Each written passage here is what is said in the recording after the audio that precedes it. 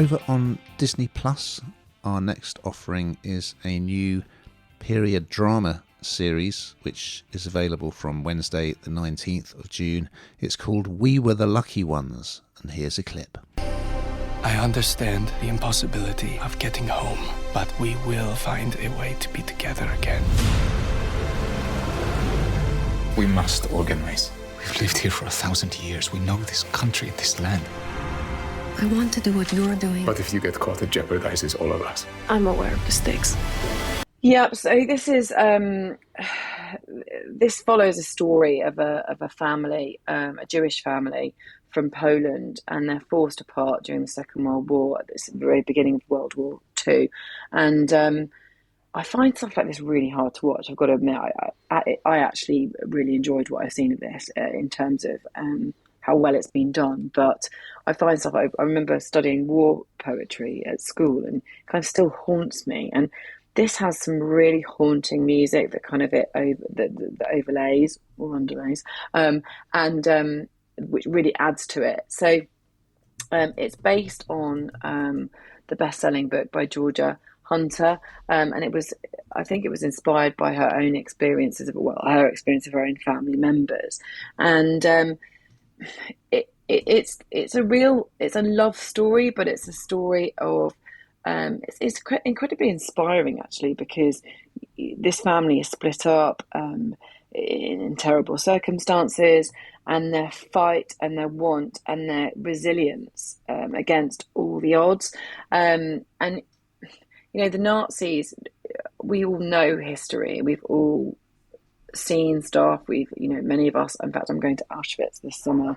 Some people have been before, how haunting and how dreadful it is.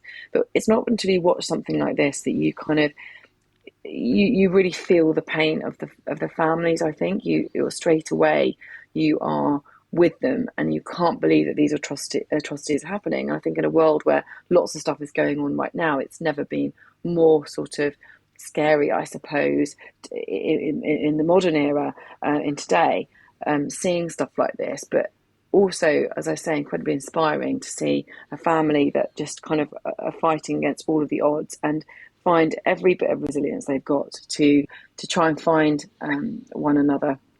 Their lives are turned upside down. It's absolutely as you'd imagine, being split up in a situation like this, losing track.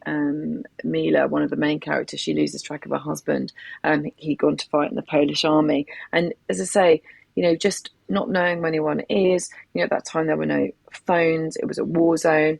We know what the Nazis were doing to the Jewish community. It's just absolutely terrible. And it's just, I don't know, it brings that to life, and it kind of, we should never forget. And stories like this stop us from ever forgetting. And I think that's incredibly important. And this family of not knowing whether they'll live or they'll die is just massively moving. And I think really well done. And I think the music, basically, the new music is really brilliant. And as I say, it's incredibly haunting and plays a big part in this as a whole, I think.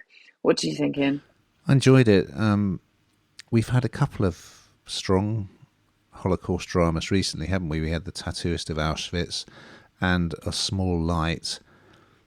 This one is very much centred on a family, isn't it? And it's got one of my favourite actors, Henry Lloyd Hughes, who starred in that terrific period drama Indian Summers, set in the British Raj. So yeah, he's the oldest sibling. We've got a whole family. So you've got Addie and Helena, brother and sister. They're sort of, I guess, the central characters, played by Joey King and Logan Lerman. Then there are three siblings, Genek, Jakob and Miller. There are the parents, Sol and Nakuma, and their various partners. So in episode 1, you see them. So one of the kids is a composer and pianist who's living in Paris, but he comes home, it's before the war, he comes home for Passover, so all the family members are introduced. It's all very touching and warm, and then kind of the gathering storm, war is coming, and of course Poland was the reason that we entered the war, But when it was invaded, it was sort of split into two, one half under German rule and the other under the Soviets. And of course, at the end of the war, Poland wasn't liberated. It ended up being part of the Soviet Union. Anyway, so yes, you're going to follow the stories of the various family members. Some of them decide to stay at home. Some of the sons join the army. So we're going to follow their various journeys. And there is some quite harrowing stuff. You know, two characters that are sort of forced at gunpoint to dig their own graves at one point. But there is an uplifting side to it, and it is very much about family bonds and, you know, that hope of being reunited that is sort of sustaining everyone through this conflagration that is sort of engulfing Europe, and the decisions, you know, do we stay, do we go, what's the best thing to do, what's the safest thing to do. So, and it's on a big scale, you know, it ranges quite far and wide, and there are some set pieces, the sort of war footage as well. So it's an impressive piece of work, well cast. I thought Joey King, who plays Helena, is particularly impressive, and in a way it's almost like a coming of age journey for her as well. She's really kind of forced to grow up very quickly in these circumstances. So yeah, and they do, quite a few of the characters go through some big changes as well. Henry's character goes from kind of being a playboy to sort of more of a quite heroic figure. So yeah, it's got some interesting story arcs in it, and I was very impressed by what I saw in episode 1.